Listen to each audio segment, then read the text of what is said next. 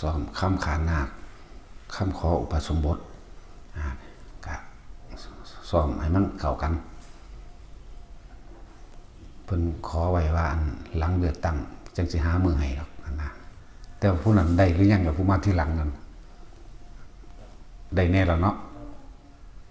บ่ต้องกังวลดอกค่อยๆเฮ็ดไปในพระพี่เลี้ยงเพิ่นก็เบิ่งอยู่หั่นน่ะคือหลังเลือกตั้งน่าสิมีมาอีกอยู่มันบ่มีเงินค่ารถเดี๋ยวนั้นถามเงินผู้แทนเอามันแม่นอีหลีเด้บ่มีเงินค่ารถแต่เอาเงินฝั่งเขาแจกซะก่อนแต่ทองได้แล้วก็หาหนังสืออริยวินัยไปอ่านไว้ศึกษาไว้พอทุกคนบวชเข้ามานะหลวงพ่อก็สิแจกหนังสืออริยวินัยให้ทุกองค์เพราะว่ามันหลาย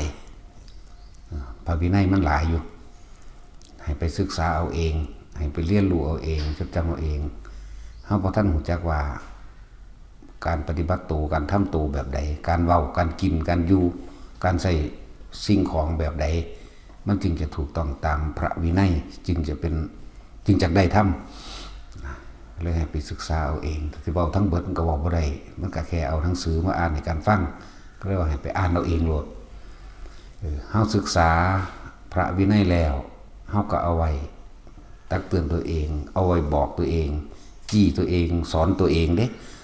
บ่แม่นศึกษารู้แล้วเอาไปบอกผู้อื่นไปจี้ผู้อื่นไปตำหนิผู้อื่นเข้าใจว่าตัวเองปฏิบัติดีแต่ว่าไปหาว่าให้ผู้อื่นมันถ้าได้เสี่ยวดียังมันได้อันนั้นแหละหลายๆคนที่ศึกษาพระวินัยแล้วศึกษาพระธรรมแล้วก็เอาไปตำหนิผู้อื่นการตำหนิผู้อื่นนั้นคนผู้นั้นสิผิดจริงก็สร้างนะมันก็เป็นการก่อเรื่องเล่ากังวลเร่าร้อนเข้าสู่หัวใจเจ้าของดีๆนี่เองแม่นความเพิ่นเบิดเพราะว่ากรรมการกระทำของไผของมันย่อมให้ผลแก่ผู้กระทำเฮาบ่ต้องไปมีเศษส่วนของกรรมอันนั้นดอกต่างฝ่ายต่างเบิ่งเจ้าของต่างฝ่ายต่างอยู่กับตัวเองหลักการปฏิบัติสติปัฏฐาน4นี่การตั้งมั่นอยู่ในฐานที่หั่งแห่งจิตเฮามีฐานที่ตั้งของเฮาเองแล้วในกายคือลมหายใจนี่คือกายในกาย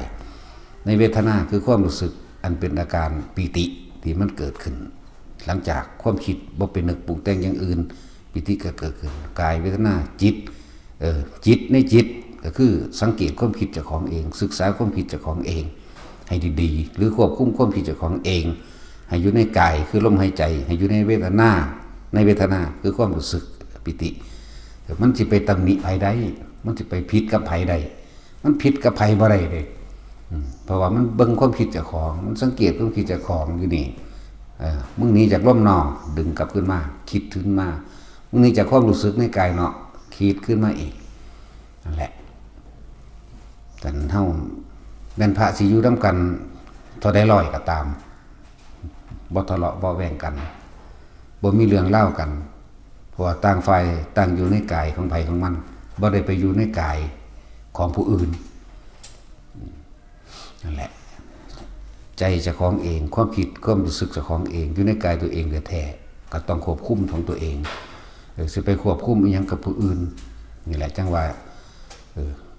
กายใจเจ้าของแท้ๆยังควบคุมยากแล้วสิ่งใดเฮาสิไปควบคุมผู้อื่นเฮ็ดหยังว่าการปฏิบัติทั้งหมดแล้วมันก็รวบรวมลงที่ว่าเฮ็ดให้ตัวเองหลุดพ้นจากการเกิดอันเกิดจากความคิดอันเกิดจากความยึดมั่นถือมั่นอันเกิดจากตัณหาฉะนั้นจุดใหญ่มาเลยควบคุมความคิดเจ้าของเลยให้มาอยู่ในกายเจ้าของนั่นแหละใจผู้อื่นอยู่ในกายผู้อื่นเฮาสิไปควบคุมมันได้จังได๋เฮาบ่ป่วยแทนเขาได้เฮาบ่รับรู้ความรู้สึกเจ็บปวดแทนเขาได้เฮาบ่ไข้บ่หนาวแทนเขาได้เด้นั่นแล้วเฮาบ่นุ่มแทนเขาได้อีกสิไปเว้าหยังกับความคิดผู้อื่นเฮาสิไปรู้หยังแต่ความคิดของเจ้าของก็บ่รู้ล่ะนั่นแหละจึงว่าเน้นลงที่ตัวเองทำตัวเองให้หลุดพ้นเถอะบ่ต้องไปเอาผู้อื่นหลุดดอกเขาต้องทำของเขาเอง แต่จึงบอกว่าแต่ละคนถ้าศึกษาพระธรรมแล้วศึกษาพระวินัยแล้วเอาไว้ตำหนิตัวเองเอาไว้เตือนตัวเองบอกตัวเองควบคุมตนเองไม่ต้องไปควบคุมผู้อื่นดอกสุดท้ายแล้วเขาต้องเวลาเขาสิตายเขาก็ตายผู้เดียวเขาเองนั่นแหละบ่มีผู้ใดมารับรู้ความรู้สึกก่อนตายหรือขณะตายน่าเฮาได้ดอกเอาตัวเองให้พ้น นี่มองเดียวที่สิบ่ทุกข์คือนิพพานนอกนั้นทุกข์เบิดทุกข์เพราะการเกิดเบิดเกิดเป็นคนก็ยังทุกข์เพียงนี้แล้วเป็นเดรัจฉานทางไร้อิสระเดรัจฉานเขาถือว่าเป็นอาหารเขาคือพวกเขาเข้าใจนั่นแหละเขาก็ยังเข้าใจว่าปลาเนี่ยเป็นอาหารหมูนั่นเป็นอาหารไก่เป็นอาหารเป็ดเป็นอาหารกุ้งหอยปูปลาหอยแข้งแมลงภู่เป็นอาหารแต่ว่านั้นเป็นกรรมที่เขาได้พลาดลงไปแล้วที่เขาบ่ดูตัวเองเขาบ่ควบคุมความคิดตัวเองมีแต่ตัณหามีแต่อุปาทานมีแต่ความอยากได้อยากดีอยากมีอยากเป็นมีแต่โลภอยากได้ของผู้อื่นอย่างรุนแรงฆ่าปล้นจี้ลักคดโกงเอาสารพัดรูปแบบนั่นแหละเป็นภวกรรมของเขาจึงไปเกิดเป็นสัตว์เดรัจฉานลักษณะนั้นเขาเข้าใจเป็นอาหารที่กินเขากับคนคือเขานั่นแหละตอนที่แรกก็ดีนั่นแหละความผิดพลาดพวกเขาเป็นคนพวกเขายังมีอิสระหลายอย่างอยู่เด้พวกเขายังเป็นอิสระได้อยู่แต่สัตว์เดรัจฉานอิสระบ่ได้หากินกับระแวดระวังคนจะไปกินแล้วก็สัตว์กับสัตว์เหมือนกันก็กินระวังกันเองอีกแต่ว่าสัตว์กับสัตว์มันบ่ได้ลายกาเท่ากับคนหรอกนั่นแหละจังว่าเพราะว่าเขาบ่เบิ่งตัวเองบ่รู้ตัวเองถ้าสิเว้าเรื่องสัตว์นรกจังสิเฮาก็บ่เห็นนำเว้าเรื่องเปรตเฮาก็บ่เห็นนำเกิดเป็นสัตว์นรกก็ทุกข์ที่สุดแล้วล่ะพอกินแต่ความร้อนอาหารของเขาคือหยังไฟร้อนยิ่งกว่าไฟในโลกมนุษย์อีกโดดเข้าเตาถ่านยังบ่ได้ทรมานสำคัญกับในไฟนรกเด้เปรตอาหารเขาอย่างความหิวแสวงหาแต่สิกินก่อนทานไฟมั่งกินมูดกินคูดกินอย่างที่สกปรกโสมมมั่งที่เคยดูถูกผู้อื่นที่เคยขี้แต่นี่ที่เหนียวที่เคยไปลักปล้นกี้ผู้อื่นนั่นแหละเดรัจฉานจังซี่การหากินหาอยู่ของเขาก็ระวังเบิดระวังสัตว์ด้วยกันเองระวังคนหมู่นี่นั่นแหละเกิดเป็นมนุษย์ก็ทุกข์ขนาดนี้แล้วจะเข้าใจว่าเทวดาบ่ทุกข์เด้เรียงลำดับให้ฟังภูมิเทวดาลุกขะเทวดานี่อยู่น้ำเฮาเดี๋ยวนี้ก็ดีก็ทุกข์เหมือนกันอากาศเทวดาจะจาตุมขึ้นไปก็ทุกข์เหมือนกันโจนบ่ฮอดพรหมโลกจนถึงที่สุดอรูปภพก็ตามทุกข์เหมือนกันมองบ่ทุกข์มีมองเดียวเด้อนิพพานเท่านั้นนิพพานแปลว่าสิ้นซึ่งตัณหาและอุปาทานหมดความอยากหมดความปรารถนาหมดความเห็นว่างความเห็นทั้งหมดเลยบ่แสดงความคิดเห็นผิดถูกกับไผบ่แสดงความคิดเห็นบาปบุญกับไผคือบ่ถือเอาอีหยังมันจากอันจากอย่างไล่ปราศจากความรู้สึกนึกคิดในความอยากได้และอยากเป็นความรู้สึกนึกคิดมีเฉพาะกายความรู้สึกนึกคิดหรือความคิดมีเฉพาะธรรมอันใดเป็นประโยชน์ก็คุยกันไปมีความคิดแสดงความเห็นกันไปแต่ว่าบ่ได้ยึดในความเห็นว่าผิดว่าถูกกับไผเพียงแต่ว่าบอกทางเท่านั้นจังหวะพวกเขาฝึกเบื้องตนเองเรียนธรรมะรู้ธรรมะก็เรียนรู้เพื่อให้ตัวเองเดินออกจากสิ่งที่มันเป็นอธรรมเขาบอกเบียดเบียนเขาบอกเบียดทำลายให้ผู้ใดผู้หนึ่งเสียชีวิตทรัพย์สินตลอดทั้งคนละสัตว์ภิกษุนักบวชหนทางมันสะดวกแล้วพอบ่ต้องการหยังเบิ่งตนเองเลยบ่ต้องมาเฮ็ดเวียกเฮ็ดงานอีหยังก็ได้ขอให้มุ่งมั่นปฏิบัติในตนเองเถอะเสื่อนเครื่องอยู่การงานนานๆมันจะมีทีหนึ่งดอกยิ่งงานภายนอกรับนิมนต์ไปหันไปนี่หังบ่เอาเลยหังบ่ยุ่งเลยแล้วแต่บ่ยุ่งนั่นแหละเฮาบ่เฮ็ดตามกิเลสตัณหาคนทั้งโลกเด้เฮาควบคุมกิเลสตัณหาเฮาเองบ่ให้มันแสดงออกไปมันพุ่งออกไป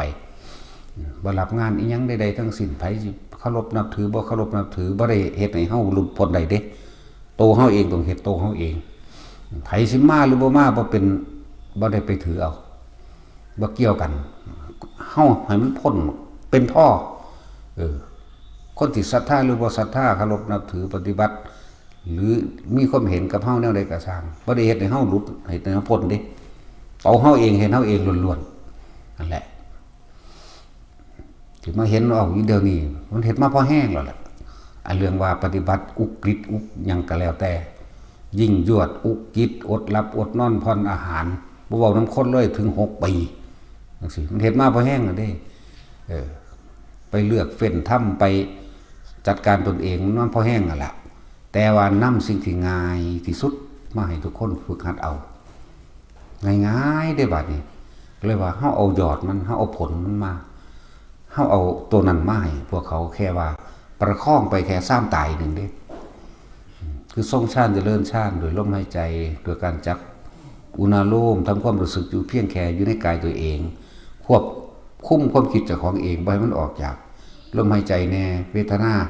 คือความรู้สึกนิ่มนวลอยู่กายตัวของแน่นี่จิตเป็นผู้ควบคุมเป็นผู้รู้ของมันเองอยู่แล้วกายเวทนาจิตเวทนากายให้แค่ทำความรู้สึกอยู่ในแค่นี้ในตัวเองจุดใดจุดหนึ่งตรงกลางหน้าผากตรงหัวตรงท่ามกลางระหว่างหน้าอกเฮ็ดอยู่แค่นี้จนเท่าตายรับรองให้ลดว่าบ่เกิดก็แล้วกันนะพวกเจ้าเฮ็ดได้จังซี่เด้นั่นแหละพวกเจ้าเฮ็ดได้จังซี่แบบนี้คิดออกแล้วเนาะกลับมาลมหายใจคิดออกแล้วเนาะกลับมาอยู่ในความรู้สึกในกายแค่นี้รับรองว่าตายบ่ได้เกิดก็แล้วกันนะนั่นแหละความคิดของเฮามันบ่ไปตั้งอยู่กับไผบ่ไปอยู่ในกายของไผเข้าใจบ่ล่ะเฮาบ่คิดถึงผู้นั้นผู้นี้เอิ้นว่าบ่ไปอยู่ในกายของไผความรู้สึกของเฮาบ่ไปสุขไปทุกข์กับไผพอใจแล้วบ่พอใจกับไผบ่ว่าบุคคลนั้นสัตว์นั้นสิ่งของนั้นบ่ไปมีบ้านบ่ไปมีรถบ่ไปมีเลือกสวนไร่นาบ่ไปมีทรัพย์สมบัติบ่มีกิจการงานบ่มีธุรกิจบ่ไปแทรกซ้อนอยู่ในเงินในทองในชื่อเสียงในยศบ่ได้ไปแทรกซ้อนอยู่นำไผนั่นแหละจิตไม่มีที่ตั้งถ้าจิตนี่ตั้งไว้ในที่สติปัฏฐานตั้งแล้วอย่างลงแล้วในแห่งความมั่นคงในการกระทำของตัวเองตั้งลงแล้วอย่างลงแล้วในกายคือลมหายใจนี่แหละในกายหนึ่งเวทนาคือความรู้สึกเวทนาในเวทนาอันเป็นอุเบกขาเวทนาเนี่ยจิตในจิตควบคุมความคิดเจ้าของให้มันมาอยู่เฉพาะในกายคือรู้สึกตัวเท่านี้เฮ็ดอยู่แค่นี้วิธีเฮาก็บอกเฮาก็สอนให้จนเฮ็ดได้พวกเฮาแสวงหามาตั้งหลายปีมาอยู่นี่เอาให้10 นาทีเฮ็ดได้โลดนี่ตั้งใจเฮ็ดเบิ่ง30 ปี40 ปีแสวงหาแล่นหาบุญหาบารมีแล่นหาพระอรหันต์ถ้าบ่หันเข้ามาหาตัวเองมันสิเห็นบ่พระอรหันต์มีแต่หันเข้ามาหาตัวเองหันเข้ามาหาลมหายใจตัวเองนี่นึงตะกี้มีปะไปให้ค่ายกค่าโอ้ยองค์นั้นดีองค์นั้นอรหันต์ด้อยค่าโอ้ยองค์นั้นบ่ดีบ่ม่วนนั่นไปล่ะไปด้อยค่าแล้วให้ค่าบุคคลผู้อื่นออกไปอยู่ในกายผู้อื่นเบิดจากบ่คิดถึงผู้นั้นคิดถึงผู้นี้ไปอยู่นำผู้อื่นเบิดแต่ว่านี่วิธีที่ง่ายแล้วหันเข้ามาอยู่กับตัวเองพระอรหันต์อยู่ในหูดังนี่แหละจะไปอยู่ใส่นั่นแหละผู้ใดอยู่ในลมหายใจใดหนึ่งอยู่ในความรู้สึกในกายใดนี่จิตก็แค่ว่าผู้รู้กับจิตคือสิ่งเดียวกันจิตสติผู้รู้คือนึกถึงลมหายใจมั่งความรู้สึกด้วยตัวเองมั่งแค่นี้พระอรหันต์เพิ่นบ่ได้ไปรู้อีหยังมากดอกรู้อยู่ในกายเจ้าของนี่นึงเด้อยู่ในกายเจ้าของนี่แหละนั้นแยกย่อยซื่อๆดอกอันนั้นพ่อได้เป็นแนวทางที่เพิ่นเว้าเรื่องสวรรค์มั่งเว้าเรื่องนรกมั่งเพิ่นเว้าผลของการกระทำในบาปในบุญเพิ่นเห็นแล้วเพิ่นเห็นแล้วเพิ่นเห็นโทษเพิ่นถึงนำออกมาแสดงคิดแบบนี้ทำแบบนี้พูดแบบนี้ไปเป็นนั่นเป็นนี่นะแต่ถ้าเฮาหันเข้ามาอยู่ในลมหายใจตัวเองมั่งอยู่ในความรู้สึกแห่งกายมั่งทำไปเท่าตายนั่นน่ะแล้วหนทางพ้นทุกข์ก็ลมหายใจเฮาเองเด้อทุกข์เพราะว่าเกิดนี่แหละบ่ได้ทุกข์อย่างอื่นละเกิดเพราะว่ายึดนั่นแหละนั่นไปหั่นล่ะนั่นแหละเพราะฉะนั้นความเกิดทั้งเบิดร่วมอยู่ที่ความคิดถ้าเฮาหยุดคิดได้มันก็บ่เกิดทันทีล่ะนำตรงนี้กลับเข้ามาสู่ลมหายใจทรงฌานเจริญฌานรักษาความรู้สึก อันเป็นหนึ่งในกายเจ้าของเองนี่แหละเอื่นว่าทรงฌานเลื่อนฌาน1 2 3 4 4 3 2 1ไล่ไปบ่ต้องมียังมากแค่ปฐมฌานนี่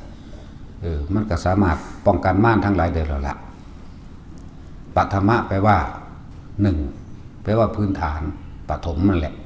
พื้นฐานแค่ในพื้นฐานนี่รู้ลมหายใจกับอุณาลมเกิดขึ้นแค่นี้มันนั่งเห็นดอกความคิดมึงไปแล้วเนาะมันไปคิดถึงไปคิดถึงบุคคลคนนั้นไปอยู่ในกายคนนั้นผู้ยิ่งผู้ชายลูกหลานเลนหลังไปก็ตามวัตถุสิ่งของมึงคือว่ากลับมาล้มเนี่ยกลับมาล้มกลับมาเห็นไปเห็นมากก็คอยเรื่องดับขันเอาเองดอกเนี่ยแล้วก็การทรงฌานเลื่อนฌานมารทั้งหลายไม่สามารถที่จะทำอันตรายเราได้เลยม่านทั้งหลายม่านแปลว่าผู้ขวางผู้ฆ่าผู้ล้างผู้ทำลายไม่ให้เรานึกถึงความดีไม่ให้เราเข้าถึงจิตตั้งมั่นแต่เราอยู่ในของมันเองหมายถึงความคิดของเรานี่อยู่ในล่มนี่รู้ล่มเข่ารู้ล่มออกยังก็เห็นเราบ่ได้แหละเห็นบ่ได้คือว่าเป็นวิธีที่ง่ายสำหรับทุกคนแล้วพวกเฮาที่บ่เคยทำบาปบ่เคยทำผิดบ่มีจักคนเฮาเคยหลักเฮาเคยฆ่าสัตว์เฮาเคยเฮ็ดผิดมาแล้วจึงบอกว่าพวกเจ้าสิทำอกุศลกรรมบาปกรรมใหญ่นักเวียนไว้เฉพาะอนันตริกรรมเพียงใดกระจังจะฆ่าคนมา100 คน1,000 คนแสนคนก็ตามก็สามารถเข้าสู่กันบรรลุทำเป็นอรหันต์ได้เหมือนกันในเรื่องเล่าเก่าๆสมัยพุทธกาลก็มีอยู่โจรองคุลิมานก็เป็นอรหันต์ได้ฆ่าคน1,000 กว่าคนสันตติอมาตย์ฆ่าคนแสนกว่าคนมหาโจรนายฆาตกรฆาตระมีบุกน้องบริวารเป็นโจร35,000มันจะว่าฆ่าหลายคนบอกปนกี่ขายังสามารถบรรลุได้ถ้าว่าเรื่องผู้หญิงโจรก็มีก็ยังสามารถบรรลุได้หญิงที่เป็นโสเภณีก็มีแท่งลูกมาเท่าไรลูกแล้วออกลูกหญิงลูกชายมาเอาไปถิ่มจังสี่ก็เท่าไรแล้วถึงยังสามารถบรรลุได้ภาษายังเฮาบ่ได้ไปโหดเหี้ยมปานนั้นนั่นแหละกรรมอนันตริกรรมเฮาก็บ่เฮ็ดตัวบ่เคยฆ่าพ่อฆ่าแม่บ่เคยฆ่าพระอรหันต์เฮาสิไปคิดอย่างนี้เฮาบ่ได้ไปยุ่งพระสงฆ์องค์เจ้าแตกแยกสามัคคีกันจนเขาเจ้าเป็นเรื่องเป็นความขึ้นโลงขึ้นศาลหรือฆ่ากันตายได้นี่แหละสังฆเพศก็บ่เคยเฮ็ดตัวบ่ต้องไปเว้าเรื่องไปหาทำลายพระพุทธเจ้าเพราะว่าเฮาบ่ทันแล้วนั่นแหละให้มั่นใจโลดพวกเฮาสิเคยทำบาปทำผิดมาจะคิดถึงมันวิธีตัดอกุศลกรรมเก่าเพียงแค่อย่าไปคิดถึงเรื่องเก่าๆแต่กลับมาคิดถึงลมหายใจรู้ในปัจจุบันสติระลึกรู้ในปัจจุบันก็ยังลมเข้าออกสติปัจจุบันก็คือลมหายใจเข้าออกสติปัจจุบันก็คือความรู้สึกโตนั่นแหละเพื่อผู้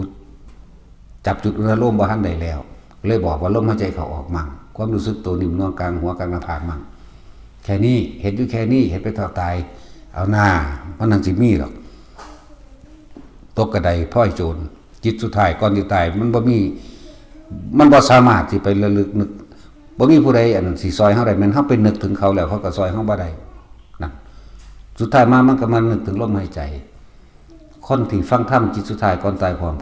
กับอยู่ลมหายใจดีบ่ดีได้อรหันตผลในขณะที่สิ้นใจถ้าไม่ได้อรหันตผลได้อนาคามีเด้นี่แหละจึงบอกว่าเถอะนาพวกเจ้าสิ้นใจอยู่ในลมหายใจตายได้บ่ได้เกิดบ่กลับมาเกิดทุกข์อีกเข้าใจบ่นี่อย่างไรทุกคนมั่นใจเฮ็ดไปนะบวชเข้ามาแล้วเฮาก็มาตำหนิเจ้าของผู้บวชก็ดีสิอยู่เป็น100เป็นพันก็สร้างได้บ่ได้ผิดกันเด้เพราะว่าต่างฝ่ายต่างดูตัวเองบ่แม่นไปเบิ่งผู้อื่นนั่นแหละพอ